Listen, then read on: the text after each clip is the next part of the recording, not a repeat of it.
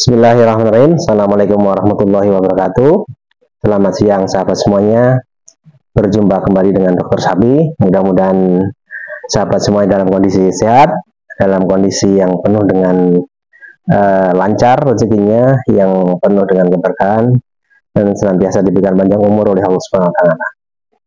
Nah, sahabat Dr. Sapi, kali ini saya mau mengupas beberapa pertanyaan atau beberapa fakta yang di lapangan sahabat semuanya, yaitu ada beberapa kasus di lapangan terkait saat ini ada beberapa gejalanya, yaitu odema, kemudian abses seperti itu. Apa yang membedakan, bagaimana penanganannya, kemudian sebenarnya mengarah ke penyakit apa, kita bahas pada kesempatan kali ini sahabat semuanya. Nah sahabat semuanya, timbunan cairan dalam tubuh itu memang bermacam-macam sahabat semuanya. Nah, timbunan bisa bermacam-macam. Kalau timbunannya berupa nanah, contoh berupa nanah, ketika ada di dalam rongga-rongga tubuh ataupun di contoh di gelambir atau di bekas-bekas yang luka, itu disebut dengan abses seperti itu. Nah, hati-hati kalau di sapi. Memang karena kulitnya tebal sehingga diraba seakan-akan tidak teraba masuk, seakan-akan isinya bukan cairan, gitu, seperti itu. Tapi lama-lama kalau dibiarkan itu membesar dan mengganggu seperti itu abses. Jadi isinya di dalamnya seperti kantong, kemudian isinya nanah sahabat semuanya. Nah, isinya nanah dan dipastikan seperti itu. Dan beda lagi dengan hanya sekedar kebengkakan. Kalau kebengkakan berbeda lagi. Mungkin nanah atau abses itu awalnya juga dari awal adanya kebengkakan. Gitu. Ada yang mungkin karena luka dalam, contoh di paha ataupun di gelambir seperti itu. Kemudian ada luka dalam atau luka luar, infeksi sedikit masuk, kemudian membentuk nanah seperti itu. Atau diawali dengan keradangan dulu, gitu seperti itu. Jadi keradangan, kemudian bakteri-bakteri atau kuman-kuman yang masuk ini memperbanyak diri, kemudian ada upaya-upaya dari sel darah putih, sel-sel pertahanan tubuh untuk membentuk sel-sel keradangan, neutrofil segala macam itu, dia yang akan membentuk daya tahan tubuh. Nah, munculnya sel-sel radang ini yang disebut dengan proses keradangan, sahabat semuanya. Upaya pertahanan tubuh dari si sapi sendiri. Nah, ketika memang bakterinya menjadi banyak, kumannya menjadi banyak, sel-sel pertahanan tubuh ini barangkali punya waktu hidup sendiri-sendiri. Neutrofil mungkin tidak sampai 1 hari, kemudian dia berperang melawan kuman, kemudian dia mati. Nah,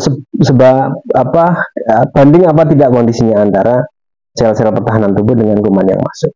Kalau ternyata tidak sebanding, nah nanti sel-sel pertahanan tubuh ini yang dia akan mati bersama dengan hancuran sel-sel dalam tubuh, yang itu disebut dengan abses. Jadi abses itu nanti isinya sel-sel darah putih yang mati, kemudian jaringan-jaringan yang ada di tubuh itu yang juga mati karena serangan bakterial ataupun kuman atau virus segala macam itu sahabat semua. Nah itu abses. Penanganannya seperti apa? Ini mohon hati-hati penanganan di lapangan. Kalau bisa diusahakan dengan petugas yang memang punya kompetensi medik, kemudian paramedik seperti itu, dengan cara yang aseptis. Jangan sampai membuka abses tapi menimbulkan infeksi yang baru sahabat semuanya, seperti itu. Nah kalau kantongnya besar seperti itu, isinya ada nanah pasti, itu ya sebaiknya dilakukan dengan cara supaya tidak menyakiti, bisa dengan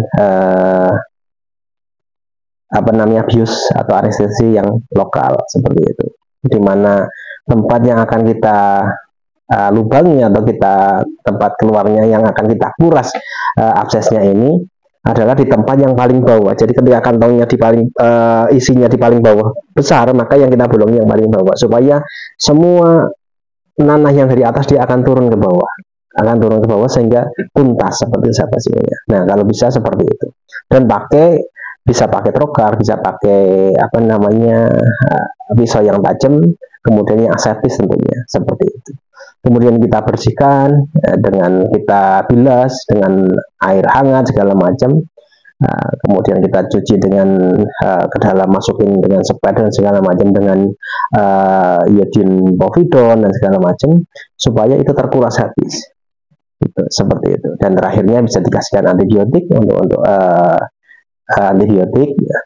Nah, abses ini lebih banyak ke bakteri-bakteri gram positif, sehingga antibiotiknya disarankan untuk yang antibiotik untuk gram positif semuanya.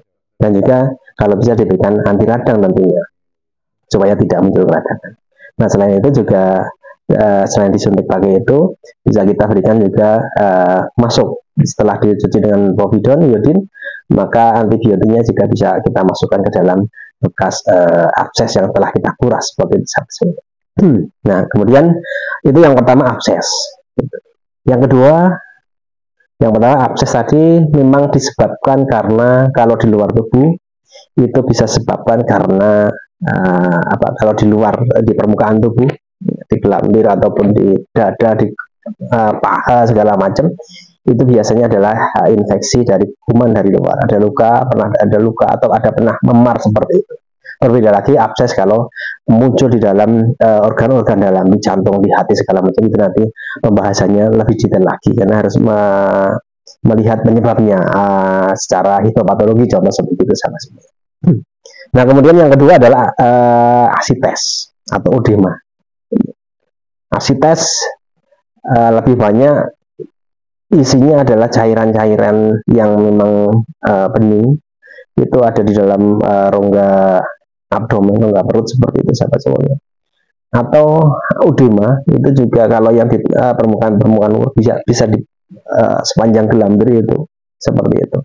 Nah, ada dua saat ini yang memungkinkan adanya kejadian asites atau timbunan cairan odema, baik dari rahang bawah, kemudian leher, kemudian di gelambir seperti itu.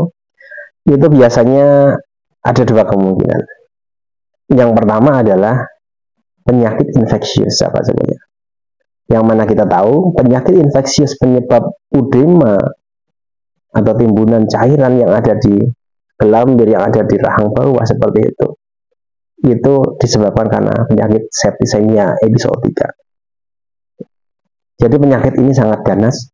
Ketika memang sudah terjadi timbunan odema yang isinya cairan bening bukan anak, ini case fatality rate-nya atau angka kematiannya 100%. Karena itu bakterinya sudah menghasilkan toksinnya itu membentuk odemanya itu. Nah, ini yang saya amati selama ini, kalau sudah odema, mandibula, odema di cervicalis itu 100% kematiannya. Antibiotik tidak bisa memberikan penanganan terhadap cairan odemanya ini, sahabat semuanya. Nah, itu penyakit infeksius namanya septicemia episodika, SE. Ini cukup banyak yang terjadi, ya, jadi hati-hati. Dan kalau sudah seperti ini, saya sarankan sapi yang sudah mengalami gejala seperti ini, ya tolong dikirim ke Jagal saja, rumah potong hewan, karena tidak ada harapan untuk sembuh seperti sahabat semuanya. Nah, kemudian untuk populasi lain, kalau ada 1 ekor, 2 ekor yang sudah mengalami gejala seperti itu, maka sapi-sapi yang lain segera berikan antibiotik untuk bakteri-bakteri yang gram negatif, karena Pasteurella musida ini gram negatif, atau yang spektrumnya luas. Bisa berikan tambahan lain, anti radang ataupun antihistamin semuanya. Ini jadi asites atau odema yang ada timbunan itu bisa karena infeksius namanya septicemia episodika atau SE.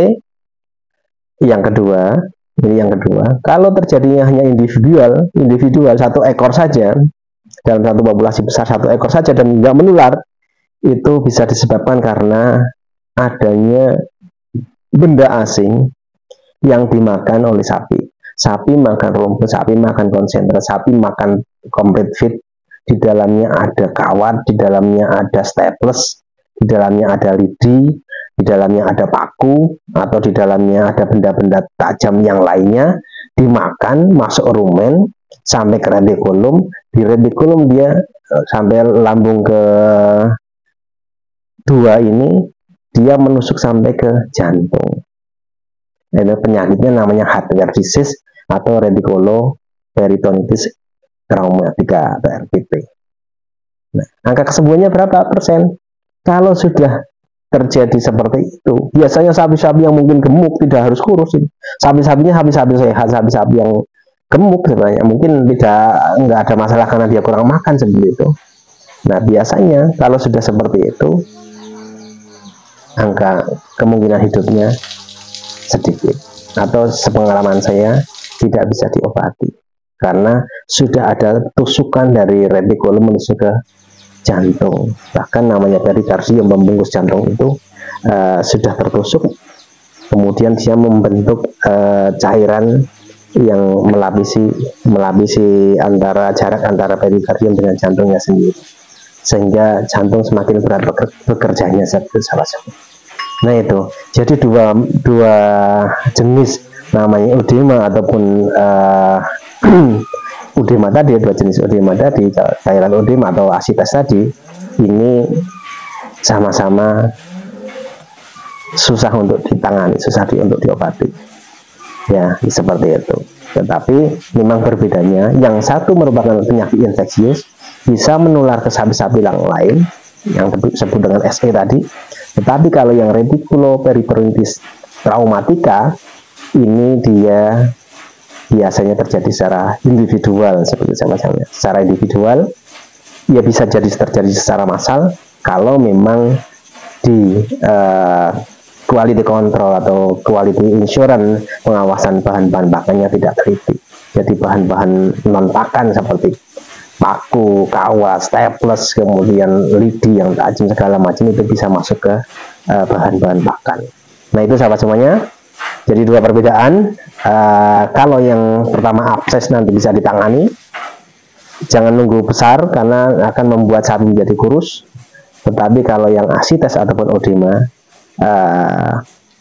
biasanya disebabkan dua masalah utama itu, penyakit yang menular namanya septicemia episodika, kemudian yang kedua bisa disebabkan karena reticuloperitonitis traumatica karena tusukan benda-benda asing lewat pakan. Nah untuk yang kedua tadi yang asites karena SE, mohon dikonfirmasi laboratorium. Kalau memang itu positif septicemia episodika, maka ring lainnya harus dilakukan vaksinasi sahabat semuanya supaya terlindungi. Dan hati-hati sahabat semuanya, peternak tantangannya lebih banyak. Kita harus hati-hati, jangan sampai modal yang kita keluarkan karena ketidakhati-hatian kita